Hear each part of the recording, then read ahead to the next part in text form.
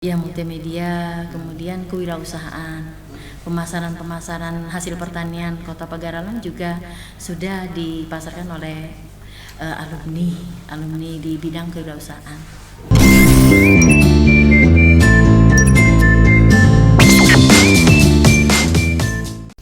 Assalamualaikum warahmatullahi wabarakatuh. Jumpa lagi bersama saya Trisno Rusli dalam programnya Podcast Cukup Pedes, podcastnya Palpres Official yang bisa kalian saksikan di YouTube channel. Podcast ini juga bisa kalian dengarkan di Spotify dengan nama Cukup Pedes. Nah, seperti pemirsa Cukup Pedes lihat, hari ini suasana di tempat kita berbincang itu sedikit berbeda. Ya betul. Hari ini kita mendapat undangan langsung dari Sekolah Tinggi Teknologi Pagaralam untuk berbincang-bincang mengenai pendidikan teknologi bersama Ibu Ketua STTP Asminah MMM.Com. Dan di sebelah saya sudah ada Ibu Asminah. Assalamualaikum Ibu. Waalaikumsalam warahmatullahi wabarakatuh. Alhamdulillah, mungkin harus tetap jaga kesehatan ya Ibu. Ya Pak. Oh ya, jadi sebelum podcast ini dimulai, palpres.com sebelumnya juga sudah melakukan kerjasama bersama STT Pagaralam itu terkait koran digital, betul ya Bu? Iya betul, koran digital. Oke, jadi kalau kita lihat dari namanya perguruan tinggi ini kan berkaitan dengan teknologi, Sekolah Tinggi Teknologi Pagaralam. Nah, di masa pandemi COVID-19 ini mungkin STT Pagaralam ini lebih sedikit diuntungkan ya Bu, karena sudah terbiasa menggunakan teknologi dan pembelajaran perkuliahan tidak hanya harus bertatap muka, mungkin bisa daring juga, daring juga ada. Mungkin bisa diceritain Bu, selama pandemi COVID-19 ini proses perkuliahan kita seperti apa? Baik ya, selama COVID-19 ini mulai dari yang awal Maret ya Pak, awal Maret 2020 kita sesuai dengan instruksi Kementerian melalui Lembaga Layanan Pendidikan Tinggi Wilayah 2 itu dan pemerintah Kota Pagaralam menyatakan bahwasanya perkuliahannya diharuskan untuk daring atau kuliah dalam jaringan ya daring istilahnya ya. Alhamdulillah Sekolah Tinggi Teknologi Pagaralam ini ya bukan hal yang tidak biasa mengenai materi daring dan kuliah yang seperti itu, benar-benar memang teknologi kami dipakai untuk itu. Seperti itu Pak. Memang dari dosen maupun mahasiswanya sudah terbiasa dengan teknologi ya Bu? Iya, jauh sebelum COVID-19 ini datang, kita sudah melakukan kuliah seperti e-learning ya, kuliah dari jarak jauh, sedangkan dosennya tetap ada di kampus, seperti itu. Oh, jadi kita sudah mulai sebelum COVID sudah ada pembelajaran jarak jauh, dosennya di kampus, mahasiswanya di rumah, terutama terkait dengan tugas-tugas mandiri dan misalnya melaksanakan kuis online, meet online, seperti itu.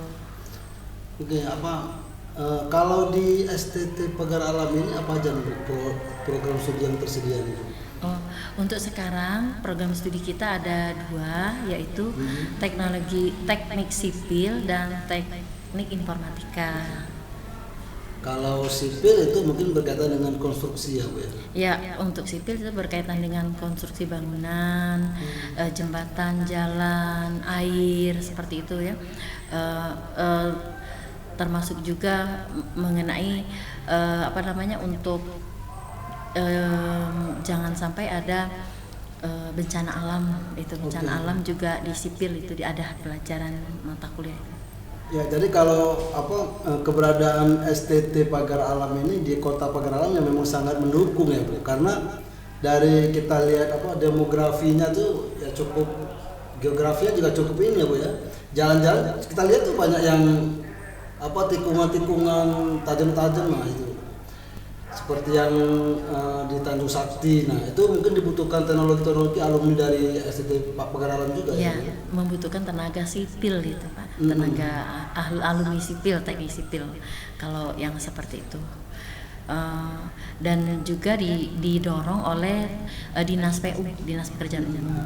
Didukung oleh Dinas Pekerjaan Umum baik dari pemerintah Kota Pagar Alam dan Kabupaten Lahat. Oke, kalau soal kebijakan ya tetap kembalinya ke pemerintah kota kan. Ya. Tapi peran akademis ini ya sangat mendukung sekali. Sangat strategis juga nih Bu. Contohnya kalau kita dari jurang yang tinggi, kemudian dibuat jalan untuk melintasi itu kan butuh akademisi juga ya Bu. Ya. Nah, kita kalau fokusnya kemana nih Bu? Kalau teknik sipil ini mungkin ke bebannya atau seperti apa nih? Kalau untuk sekarang dia fokusnya ke konstruksi bangunan, jembatan dan air yang sudah banyak alumni dipakai. Ke proyek-proyek PNPM ya kalau zaman ya seperti itu. Ya. BUMDes ya, BUMDes pembangunan desa itu kan membutuhkan orang-orang sipil itu. Oke, kemudian untuk yang prodi selanjutnya teknik informatika itu banyak dipakai di bidang kantor, perkantoran, dan kemudian bank ya, kemudian percetakan, advertising ya, multimedia, kemudian kewirausahaan, pemasaran hasil pertanian Kota Pagar Alam juga sudah dipasarkan oleh alumni di bidang kewirausahaan. Oke, berarti artinya kita lebih ke membantu UMKM dalam hal proses pemasarannya. Iya. Ini apa Bu mungkin yang sudah dilakukan oleh STT Pagar Alam ini? Di STT Pagar Alam ini contohnya dia melakukan menyalurkan hasil karya dari home industri, keripik pisang, PY itu mereka yang menyalurkan melalui jualan secara online. Jadi pelaku usaha yang memproduksi, kemudian mahasiswa yang memasarkan. Itu biasanya lewat apa ya? Lewat online, media sosial, WhatsApp, seperti itu Pak.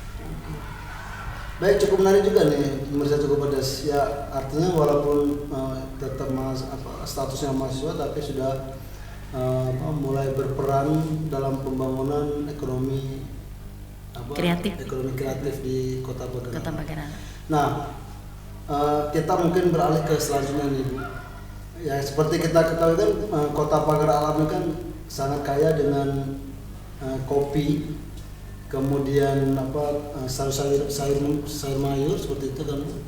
Dan ya kalau dari mekanisme pasar juga semakin banyak barang itu ya semakin murah harganya, dan itu mungkin merugikan petani nih Bu, karena harga yang murah anjlok karena barang yang banyak. Nah, mungkin ada apa nih yang bisa dilakukan oleh STT Pagar Alam Bu untuk menyikapi hal itu? Untuk menyikapi itu nanti kami mahasiswa itu biasanya ada yang penelitian di bidang teknologi, tapi dia mendukung supaya misalnya kopi Pak ya, kopi petik merah itu ya, petik merah dibuatkan penelitiannya dilakukan dengan bersama tim untuk melakukan pemasaran petik merah tadi, sehingga nanti petani terbantukan dari segi harga, seperti itu untuk di bidang teknik informatika. Kemudian mahasiswa juga atau calon alumni juga biasanya dia bisa mandiri juga di bidang penjualan online yang kreativitas dari ciri khas Pagar Alam. Yang umum ini biasanya kayak tadi keripik pisang, peyek ya, peyek busri itu itu hasil dari pagar alam, dari home industry, mereka yang memasarkan, membantu memasarkan. Dan ada juga yang mempunyai pabrik tahu, tempe, ya. Itu juga sudah jadi dosen STT sekarang. Dari dosen STT. Dari dosen STT, mereka dari mahasiswa sudah memproduk penjualan tahu, tempe, sekarang sudah besar usahanya. Di Talang Gunung Gendang kalau nggak salah ya, yang Ibu Tri Susanti. Ya. Itu bisa dijadikan untuk praktek lapangan juga ya, pabrik gitu. Atau apa nantinya, Bu? Ini itu untuk praktek kerja lapangan bisa ya? Ada mata kuliahnya seperti itu.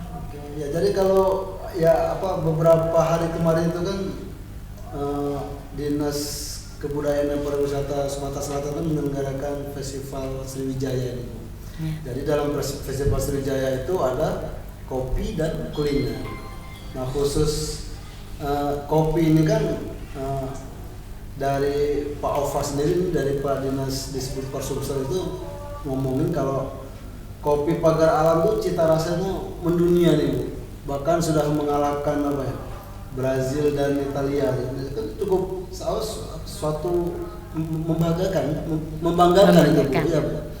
Dari sisi produksi juga lebih besar dari kopi Sriwijaya kita ya besar, termasuk di kota Pagar Alam juga. Nah, ini kan dukungan seperti ini kan sangat membutuhkan dari pihak akademisi ini.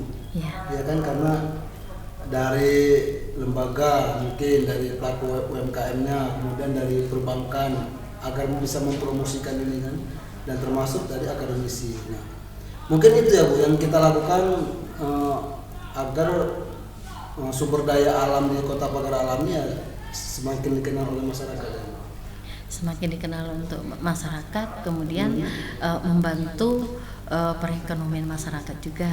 Kalau dia sukses dalam bidang perkopian, yang tertarik saya dengan perkopian tadi, yang mahal itu, Pak, kopi petik merah itu yang syaratnya itu banyak, Pak, bukan hanya petik merah, tetapi dia tidak diracun, tidak ada kan sistem ada yang pakai racun ya, meracun kopi, dia tidak dibersihkan pakai arit atau pakai cangkul sehingga benar-benar dipelihara, tapi tetap dipupuk sehingga hasilnya banyak, metiknya waktu sudah merah semua dan olahannya sangat bagus sehingga nanti harganya kalau biasanya 20.000 1 kilo, kalau dia sudah jadi bubuk 40 itu bisa jadi 100 atau 150. Jadi ada ciri khas tersendiri memang. Dengan pengolahan yang baik tadi ya bisa 2 kali lipat, 3 kali lipat, 4 kali lipat harganya, dan memang banyak dikirim ke luar. Ke Lampung katanya nih, Bu. Justru jadi kalau orang bilang kopi Palembang itu asalnya dari Lampung, kan salah itu. Salah sebenarnya. Makanya kan butuh promosi juga nih, Bu. Ngomong-ngomong nih, Bu, STT Pagar Alam ini sejak kapan sih, Bu?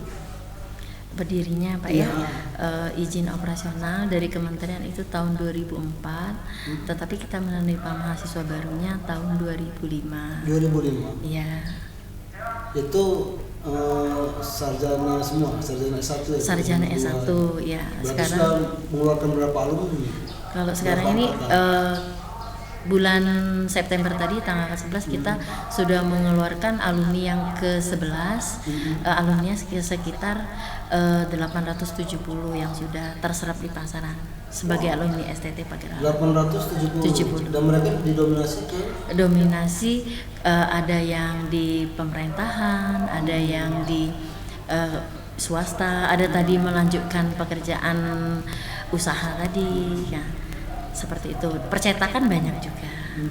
Kalau untuk yang teknik sipil dia rata banyaknya di Dinas PU. Dinas PU. Dinas PU. Membantu, Ya, membantu dan bangunan desa dia biasanya itu di sipil, teknik sipil. Ya, jadi mungkin dari Dinas PU juga yang sangat membutuhkan kan akademisi keluaran STT Pagar Alam, karena ya dari sisi bangunan segala aliran sanitasi air tadi kan memang dibutuhkan akademisi. Nah, Bu, kalau soal mahasiswanya nih, Bu, mayoritas mahasiswa kita ini dari mana aja nih? Oh iya, Ada beberapa penjuru mahasiswa datangnya, ada dari Kabupaten Lahar, Kota Agung, Semendo, kemudian daerah Lintang Semendo Pak Lawang, mana ya Lintang Pak Lawang ada juga itu. Merantau mereka ke sini. Kemudian Lintang 4 Lawang, Kota Pagaralam sendiri, Kabupaten Lahar, daerah Jarai, kemudian Tanjung Sakti dan Manak. Itu mayoritas. Mana Bengkulu Selatan. Iya. Wow, ada juga ya dari Ada. Bengkulu ke. Bahkan ada yang sudah jadi dosen yang dari mana. Nah, itu kan butuh promosi yang promosi yang cukup ini juga nih Bu, biar sampai ke telinga Sistem promosi kita biasanya mengajak ini dari mana, misalnya dia katanya dari Kota Agung.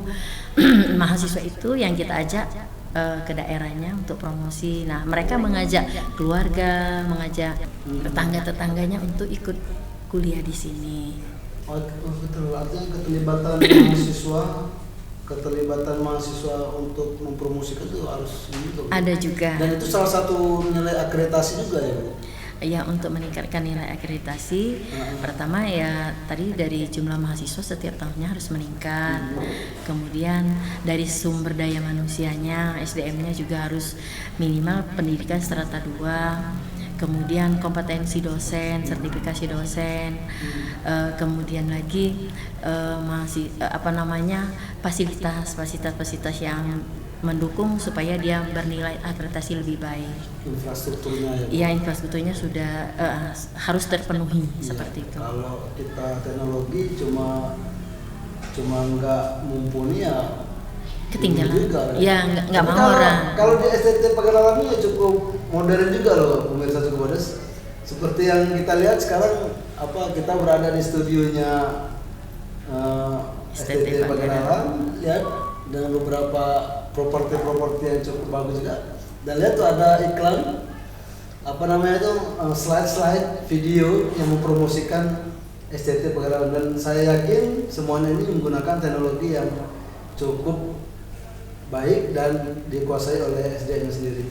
Baik Ibu, terima kasih banyak atas waktu luangnya berbincang bersama kami, sudah mengundang kami ke Pagar Alam. Sama-sama Pak, mudah-mudahan nanti di lain kesempatan bisa bergabung lagi bersama STT Pagaralam. Kami juga mengucapkan terima kasih yang tak terhingga sudah menghadiri undangan kami atas kerjasama atau MOU kita berjalan dengan baik. Semoga ini awal dari yang diberkahi oleh Allah Subhanahu Wa Taala. Amin. Oke, terima kasih Ibu. Demikianlah pemirsa Cukup Pedas perbincangan saya bersama Ibu Ketua STT Pagaralam. Sampai jumpa di lain kesempatan. Wassalamualaikum warahmatullahi wabarakatuh. Waalaikumsalam warahmatullahi wabarakatuh.